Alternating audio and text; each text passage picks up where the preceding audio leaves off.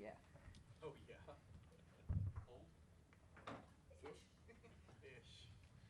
All right. Congratulations, man.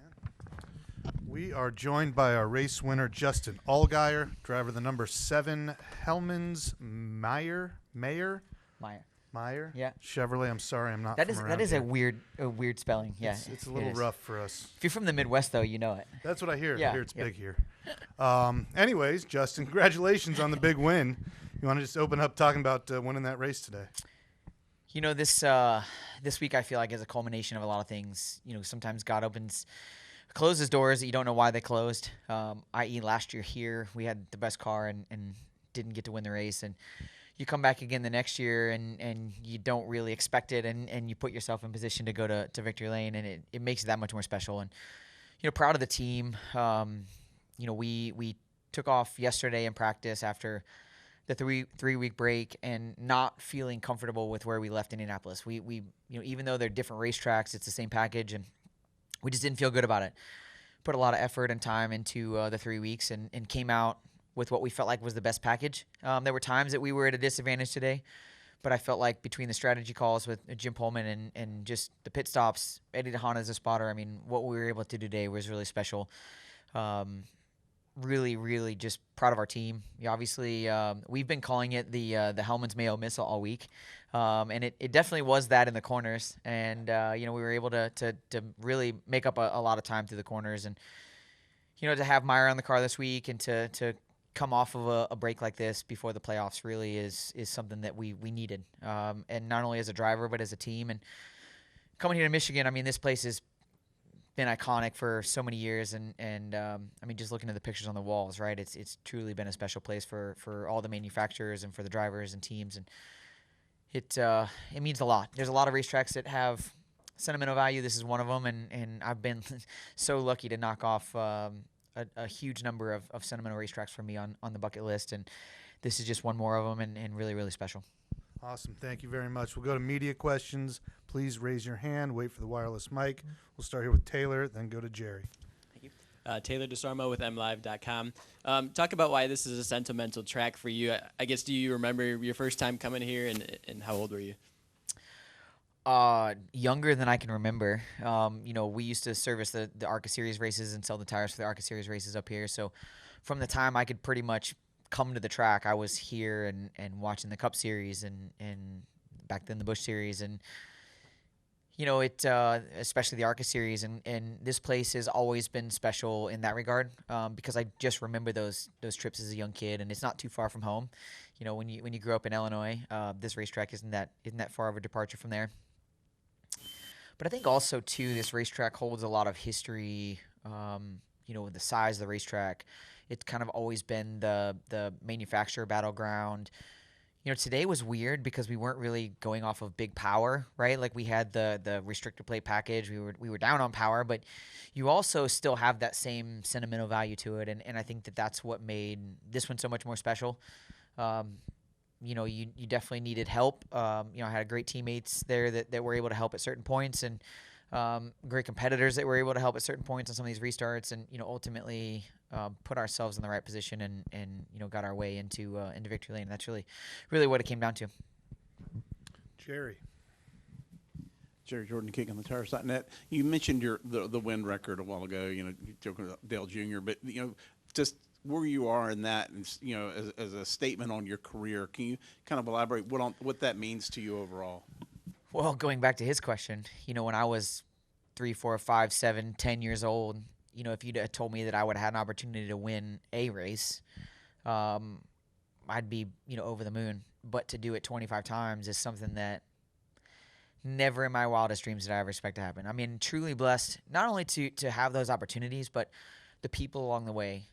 You know, the older I get, the more I value people in this sport. No different than all of y'all. You know, you see so many of these faces week in and week out for, you know, 35 weekends a year. Then when you're not at the racetrack, you know, we cross paths and all the media days and all those things, all the crew members, the pit crew members, you know, there's so much emphasis on this kind of family that we all have here at the racetrack. And when you're able to celebrate and to knock those wins off with people that haven't won at these racetracks like myself, or this might be their first win, or whatever that is, or whatever that looks like, you realize how much you appreciate the sport that we live in and what we're able to do, and the effort that these guys put in and week out to even get to this point. So I know that's a little sappy, right? But at the same time, I think that I learned a long time ago that it's not the next one. It's if you win another one, you definitely celebrate it like it could be your last, because it always can be. And this one will be no different. Other questions for Justin? Lee and then Bob. Is this the one time in your life you wish there had been an open red? Yeah, I mean, if we were dirt racing, I was really hoping for an open red. I just wanted, actually, I was looking for a safety official to come check the tires, make sure they were all good. But no, it's funny. I really thought that would end the race. Just looking at the weather, looking at how much rain was coming down, the as close as we were to the end, I didn't really see us restarting. And I asked a question. I asked what time it was, and when Jim told me the time, I was like, oh no, we're finishing this thing. There's too much time between now and the time clock. But then you switch your mindset, right? Then you have to go into, okay, well, how do I execute on this last restart? What do I need to do? Who's going to be behind me? And you're looking behind you in the mirror, and you're going, okay, well, if this person does this, then I'm going to do this, and vice versa. Just how do you make the best start that you possibly can? And we were able to do that. Then when they got racing in 3 and 4, and we were able to get a huge gap, I was like, oh man, I'm going to be a sitting duck here, coming back to the white, and just got lucky in that regard. And was in the right position when the caution came out. I mean, obviously, never do you want a caution to come out like that, especially, I think you got upside down, right? So those are obviously really somber moments in the moment. Like, you don't know what's happening. You want to celebrate because you just won the race, but at the same time, I wanted to know that the driver was okay and everything was fine after we got through there. And this one just feels different in a lot of ways in that regard, because I think the emotions are all over the map. You're coming down to the end of the race and you're out front, but you know that they're catching you a little bit, and then you got to restart and red flag and rego. It just was a little bit weird, but at the same time, really, really fulfilling when it's all said and done. Hi, Bob. Hi, how are you? Did you pick me today? No. Okay, good. I picked you in my top 5, though, I Okay. think. But, no, I picked Jesse Love. I thought he'd been here before. He's been good on the restrictor stuff. But, Keep picking Jesse. did you think, do you have an opinion whether you've been racing for a few hours, it takes another 40, 50 minutes to run 2 laps, there's probably going to be a wreck. I mean, are you good with that decision? Yes, and the reason I say yes is all the fans in the grandstand. I mean, if you could hear them audibly during the red flag and how pumped up they were and how much they wanted to go back racing. And really, as much as you kind of know what the outcome could be, I think as racers, as teams, as a sport, we owe it to the fans to give them the best opportunity to try to finish the race. Now, if it's raining still, it's a no-brainer, right? If we get down to where it's too dark and it's not visible, also a no-brainer. We had daylight. We had all the things that we needed. And there are times where we have green, white checkers or one-lap shootouts for the end of stages. The end of the race is no different. We owe it to the fans that spend their hard-earned money to come here week in and week out to give them the best finish that we possibly can. Now, that all being said, I hate it when somebody crashes, right? Like, I would rather we're 4 wide coming to start finish line and nobody crashes and it's just a barn burner of a finish. But that's not always what happens, and that's unfortunately not what happened today. But I think that if we had called it, it would have been sour. Even as a driver that would have won the race, I think I would have had a sour taste in my mouth for how the race would have ended. So I'm perfectly okay with it, but I also won the race. So I think if I had run second or third, I may not have had the same outlook. But really, honestly, I think that it was the most important thing we could have done today was get the finish in. Chris Knight. ChrisKnightGetTrends.com. Justin, you've been a part of multiple racing packages here at Michigan International Speedway. What did you think of the package today, and would you be okay with it for next year?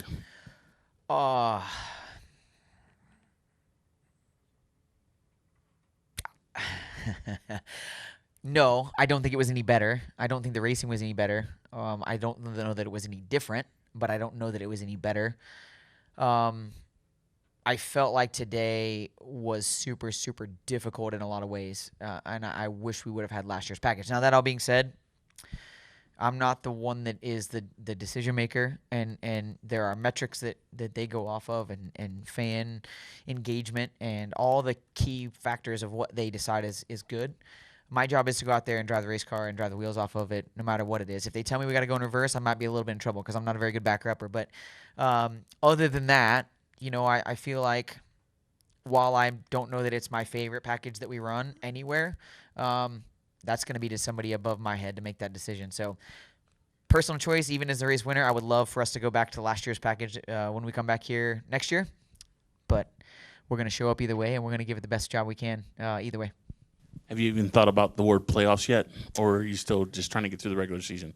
Yes and yes. I think that we've looked at really hard at what we have to do as an organization, what we have to do as a driver, as a team, to solidify our way into these final races here and put ourselves in the best position we can be. I feel like we're doing all the right things. We've had speed all year. We just haven't had the finishes to show for it. Arguably we've had the best car at a number of races, and this is the second win. So, we've not done our job to the best of our ability, and we're trying to figure that out. Now, when the playoffs start, these bonus points from today will definitely play huge dividends once the playoffs start. I don't know that we would be the leader with playoff points whenever we reset, but I think we got to be pretty close. So, those are moments that we got to keep doing our job and put ourselves in good position. And there's a lot of really fast race cars in the series this year, so you got to do all you can to get to the Final Four, and then you call an audible and focus only on Phoenix after you get there. But you can't rest until you get there. Do we have any other questions for Justin? We'll close with Reed. Reed Spencer with NASCAR Wire. With Cole's problem today, you're only 12 points out of the regular season championship. Is that something you'll have your eye on the next few weeks? No, because we focused on that about 6 weeks ago, and I feel like it's been some of the most miserable 6 weeks we've had of racing. So we just decided as a group that we're going to go out. We're going to put the best effort we can into every week. We're going to do the best job we can every week, and we've had the speed. If we execute well, the points really don't matter. He's either going to win the regular season championship or he's not. We're either going to gain enough points on him to get close or we're not. We can't control what they have it happen in their races. Obviously today I hate it that they had an issue. I think that was like the first caution, right? That way he was part of the first caution. But that in the wreck with Riley. Okay, so if I look at that and go, I'm going to be safe, we probably put ourselves in a wreck multiple times, right? So you just got to go out and you got to put the best effort you can forward, and it's going to happen how it's going to happen. And I think that's been how we started the year, how we raced all year last year, and we deviated from that, and it really put us behind the eight ball. So we're not going to focus on the points. We're not going to focus on the regular season championship. Obviously, we'd love to win it. We're going to go out there and go for broke every week, and if we get there, we get there. All right. Thank you very much, Justin. Yep. Thank you, guys. Appreciate it. Congratulations.